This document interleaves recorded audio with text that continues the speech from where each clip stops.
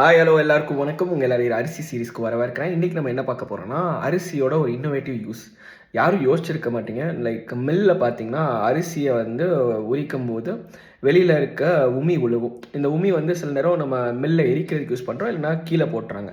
இந்த வேஸ்ட்டை கிர்கிஸ்தான்ற ஒரு கண்ட்ரியில் ஒருத்தர் இன்னோவேட்டிவாக யூஸ் பண்ணி வீடு கட்டியிருக்காருங்க. ஆமாம். ஸோ இந்த உமியை எடுத்து 60% கலந்து செங்கல் மாதிரி செஞ்சு ஸ்ட்ராங்காக வீடு கட்டியிருக்காரு. ஸோ இந்த மாதிரி ஒரு வேஸ்ட் ஆகிறத வச்சு அவர் பண்ணியிருக்காரு. இல்லை இன்னொரு என்ன பியூட்டினா, இந்த உமியில் வந்து சிலிக்கான்ற ஒரு மெட்டீரியல் இருக்குது. எரிக்கும் போது இது வந்து பைண்ட் பண்ணுற குவாலிட்டி நிறையா இருக்குது. இது மட்டும் இல்லாமல் இந்த இதை வச்சு கட்டும்போது இன்சுலேஷன் ப்ராப்பர்ட்டியும் இருக்குது. ஸோ வெயில் காலத்தில் குளிராகவும் குளிர்காலத்தில் வெயிலாக இருக்கிற மாதிரியும் இந்த இன்சுலேஷன் ப்ராப்பர்ட்டியும் இருக்குது.